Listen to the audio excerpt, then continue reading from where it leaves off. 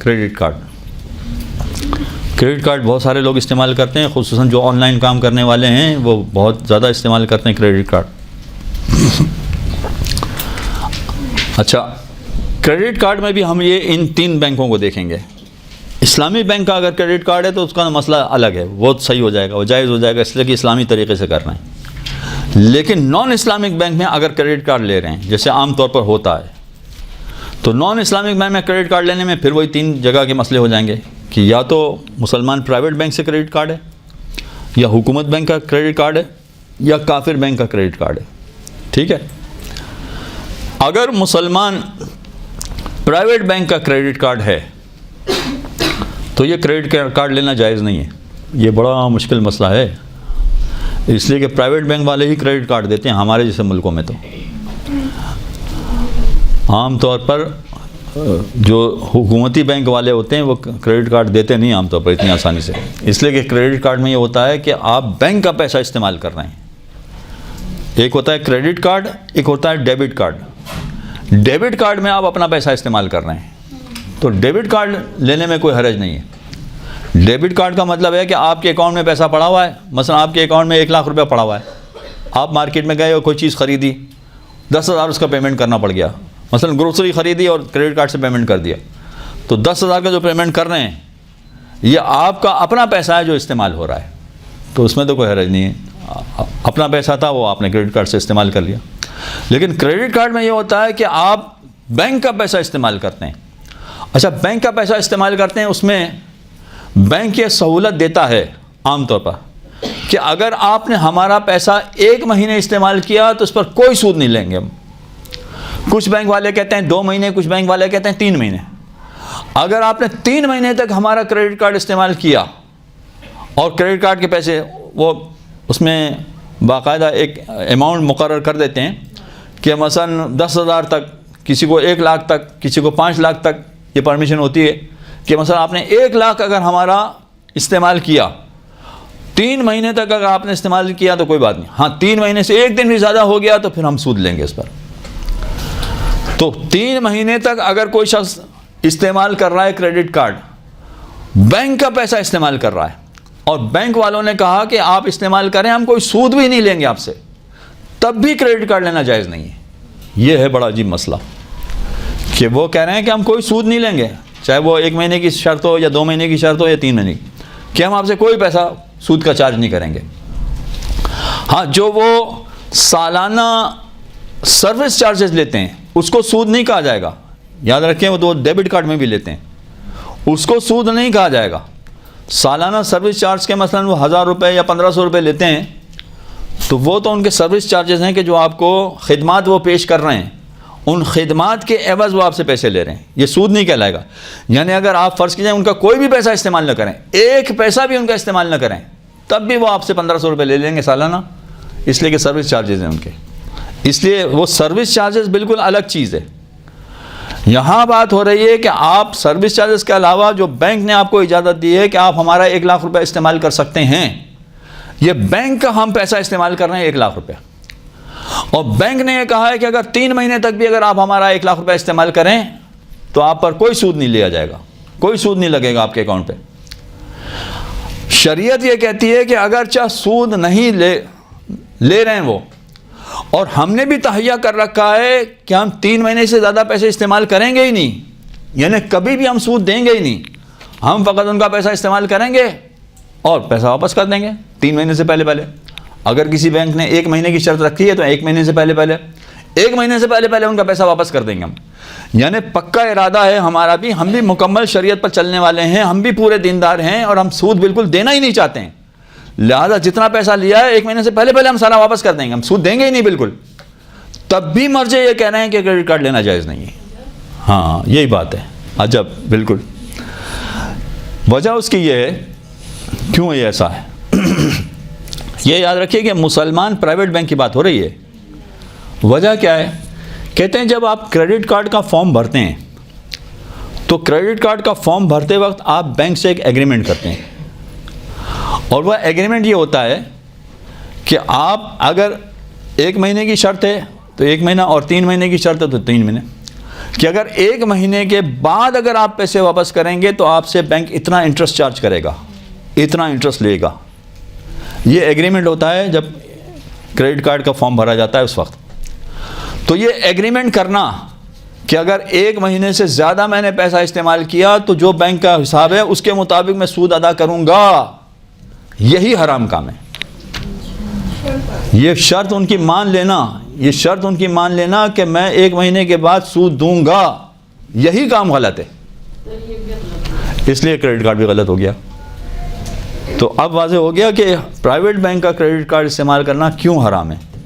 اچھا، ہماری مشکل یہ ہے کہ ہمارے یہاں زیادہ تر 90% لوگ پرائیویٹ بینک کا کریڈٹ کارڈ استعمال کر رہے ہیں، جبکہ پرائیویٹ بینک کا کریڈٹ کارڈ استعمال کرنا جائز ہی نہیں ہے. یہ بڑی مشکل ہو گئی ہے. اس کا ابھی تک کوئی حل بھی نہیں ہے، لہذا ابھی تک ایسا ہی ہے کہ یہ حرام ہے، یہ کریڈٹ کارڈ لینا جائز نہیں ہے. اب آ جائیے دوسرا، حکومتی بینک کا کریڈٹ کارڈ. تو حکومتی بینک کا کریڈٹ کارڈ میں یہی ہوگا کہ وہ ساری شرطیں ورتیں طے کریں گے سب کچھ، اور شرطوں میں یہ بھی ہوگا کہ اگر آپ 1 مہینے سے زیادہ استعمال کریں گے تو بینک آپ سے اتنا سود لے گا، اس میں یہ بھی ہوگا، سب کچھ ہوگا. مگر اگر وہ آپ سب کچھ سائن بھی کر دیتے ہیں اور اس کے بعد ان کا کریڈٹ کارڈ استعمال کرتے ہیں، تو اگر آپ کے ذہن میں ایک نیت ہے تو کوئی مسئلہ نہیں ہے، کریڈٹ کارڈ استعمال کر سکتے ہیں. وہ نیت کیا کہ میں تو بینک سے قرضہ لے ہی نہیں رہا ہوں، میں تو مجہول المال سے قرضہ لے رہا ہوں، مرضے کے مال سے قرضہ لے رہا ہوں، اس لیے مرضے نے اجازت دے دیے. تو یہاں جو اگر حکومتی بینک ہے تو ایسی صورت میں اگر مجہول المال کی نیت سے قرضہ لیا جائے گا تو پھر وہی 2 صورتیں آ جائیں گی کہ یا تو آپ مالک بننے کی نیت کر لیں، یا آپ یہ کہیں گے میں قرضہ ہے، قرضہ میں واپس کروں گا. دو میں سے جو چاہیں نیت کر لیں، دونوں نیتیں. ہاں، اگر آپ قرضے کی نیت کریں گے تو وہ 2 شرطیں آ جائیں گی جو میں نے کہا کہ ایک لفظ الفاظ سے کہنا پڑے گا، دوسرا یہ کہ ارادہ کرنا پڑے گا. تو حکومتی بینک کا کریڈٹ کارڈ استعمال کرنا جائز ہو جائے گا بشرطے کہ مجہول المال کی نیت سے وہ کریڈٹ کارڈ استعمال کیا جائے، یعنی بینک کو بالکل پیش نظر نہ رکھا جائے میں نے مرجے سے پیسہ لیا ہے اور مرجے کو پیسہ واپس کروں گا، بس بات ختم ہو گئی. اس لیے یہ والا کریڈٹ کارڈ استعمال کرنا صحیح ہو جائے گا. اب آ جائے تیسرا کریڈٹ کارڈ، وہ ہے کافر بینک کا کریڈٹ کارڈ. جیسے ہمارے یہاں اسٹینڈرڈ چارٹرڈ بینک ہے، کافر بینک کا کریڈٹ کارڈ استعمال کرنا، اس میں بھی وہی والا معاملہ ہے کہ اگر آپ نے وہ استنقاذ المال والی نیت کی ہوئی ہے کہ کافر جو ہمیں دے رہا ہے وہ ہمارا ہو گیا، مسلمان اس کا مالک بن گیا، استنقاذ المال. اگر استنقاذ المال کی نیت سے کریڈٹ کارڈ استعمال کر رہے ہیں تو جتنا پیسہ آپ لے رہے ہیں کوئی حرج نہیں. اگرچہ اس میں بھی وہ یہ شرط ڈالیں گے کہ آپ 1 مہینے کے بعد اگر یہ پیسے ادا نہ کر سکے تو ہمارا اتنا سود لگ جائے گا. وہ اسے سود کہے گا، وہ اپنے ایگریمنٹ میں کچھ بھی ڈالے، مگر ہمارا یہ ارادہ ہی نہیں ہے کہ ہم ان سے لے رہے ہیں، ہم تو استنقاذ کسی بھی کافر مال کا پیسہ لے رہے ہیں، کافر کے مال کا پیسہ لے رہے ہیں.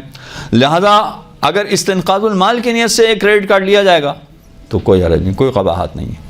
مگر یہ مسئلہ جس کو معلوم ہو اس کے لیے صحیح ہو جائے گا، لیکن اب اس کو معلوم نہیں ہو وہی قرضے والی نیت ہو جائے گی اس کی جو ابھی پہلے بیان ہوئی تو مشکل ہو جائے گا، پھر حرام کام ہو جائے گا.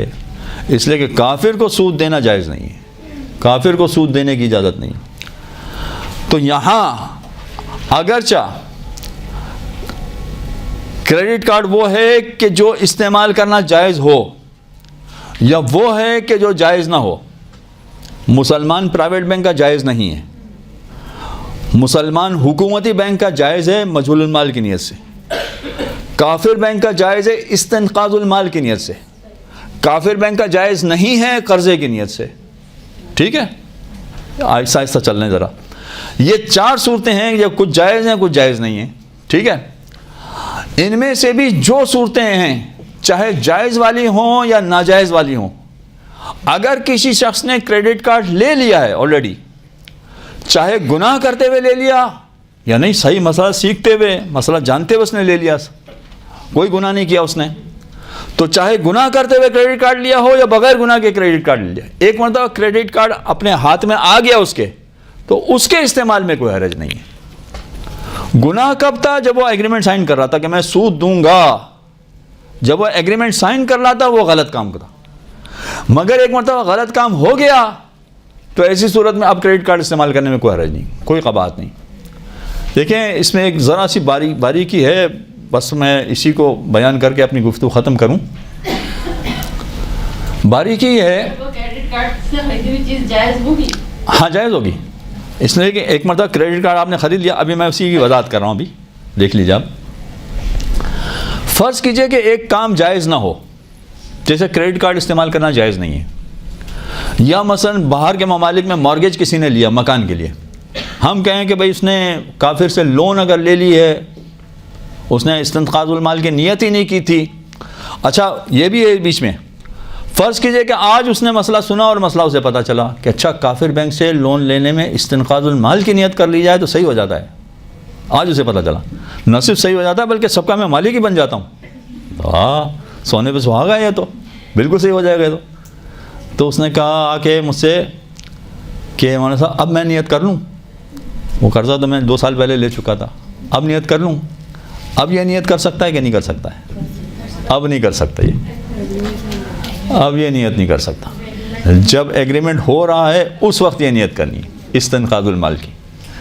تو اگر وہ اس وقت نیت کرتا تو وہ مالک بن جاتا اور سارا اس کا ہو جاتا، لیکن اس وقت اس نے نیت نہیں کی تو اب یہ قرضہ بنا، اور قرضہ بھی ایسا بنا کہ جو حرام والا ہے، غلط کام ہے، اس لیے کہ کافر سے قرضہ لے کے اس کو سود دینا یہ کام ہی غلط ہے، یہ مسلمان کو ایسا نہیں کرنا چاہیے۔ الٹا اگر ہو جائے تو بالکل صحیح ہے، یعنی اگر فرض کیجئے کہ کافر مسلمان سے سود لے رہا ہے تو بالکل صحیح ہے، کوئی قباحت نہیں ہے، کافر سے مسلمان سود لے سکتا ہے، اس کو بالکل اجازت ہے، مگر مسلمان کافر کو سود دے یہ کام غلط ہے، یہ نہیں ہونا چاہیے۔ اچھا کافر سے مسلمان لے سکتا ہے، اس کی وجہ وہی پہلے بتا دی میں نے کہ کافر جو بھی مال دے گا ہم کہیں گے یہ ہمارا ہو گیا، بس بات ختم ہو گئی۔ لیکن اگر مسلمان کافر کو سود دے رہا ہے تو یہ تو سود ہی ہے، بالکل غلط کام ہے۔ لہذا اس نے مورگیج کے ارادے سے بھی اگر لیا تھا مکان اور لون لے کے جو مکان بنایا اس نے، تو کام تو غلط ہو گیا، یعنی یہ سود والا کام ہو گیا، غلط کام ہو گیا۔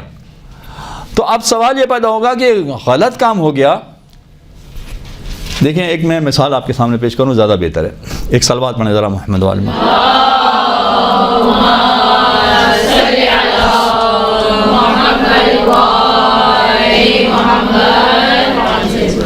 ہمارے معاشرے میں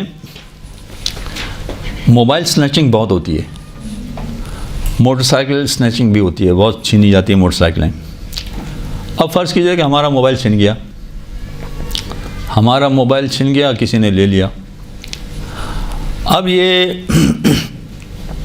اس نے مارکیٹ میں لے جا کے بیچ دیا، مارکیٹ میں لے جا کے بیچ دیا، جس دکاندار کو اس نے بیچا تھا اس دکان پر اتفاق سے ہمارا بھائی یا ہمارا دوست موبائل خریدنے گیا، سیکنڈ ہینڈ موبائل اس کو خریدنا تھا، اس نے دکاندار نے وہی موبائل اس کے سامنے رکھا کہ جو ہم سے چھینا گیا تھا۔ دوست نے جو موبائل دیکھا یا بھائی نے موبائل دیکھا کہ یہ تو بھائی کا موبائل ہے، یہ تو پکا پتہ چل رہا ہے، اس میں علامتیں اس میں، یہ تو اس کا تو ہے نہیں ہے۔ بھائی نے ہمیں فون کیا کہ کیا آپ نے موبائل بیچ دیا ہے اپنا؟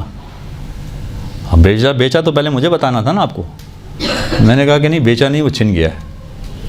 اچھا تو اس کا مطلب چھنا ہوا موبائل گھوم کے ادھر آ گیا ہے، اب یہ دکاندار کے پاس ہے۔ سوال یہ پیدا ہوتا ہے کہ یہ ہمارا دوست یہ موبائل خرید سکتا ہے کہ نہیں؟ موٹر سائیکلیں ہوتی ہیں چھن جاتی ہیں، گاڑیاں ہیں چھن جاتی ہیں، یہ خرید سکتا ہے کہ نہیں؟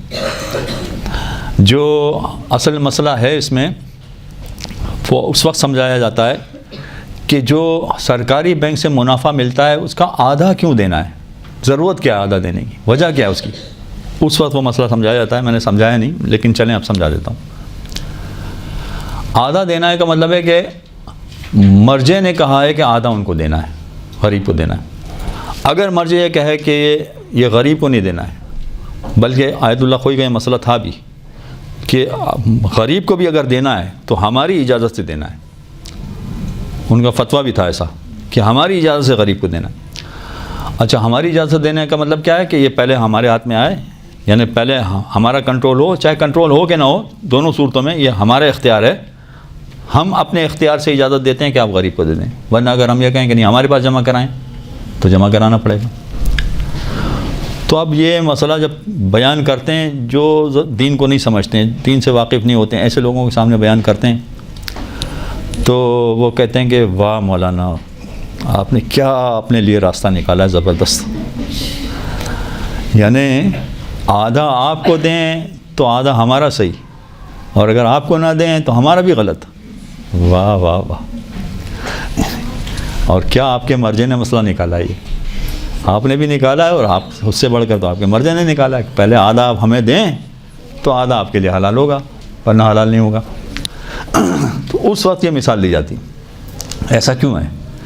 ایسا اس لیے ہے کہ موبائل مثلا دکان پہ بھائی نے دیکھا، اس نے پہچان لیا، ہم سے پوچھ بھی لیا۔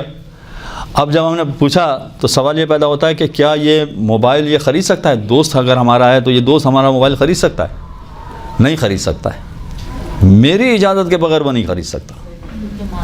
دکاندار یہ کہے کہ بھائی میں نے تو یہ خریدا ہے، اب وہ یہ نہیں کہے گا کہ میں نے چور سے خریدا ہے یا چھیننے والے سے، ڈاکو سے خریدا ہے، وہ تو یہ کہے گا میں نے خریدا ہے اور میں آپ کو اتنے کا بیچ رہا ہوں۔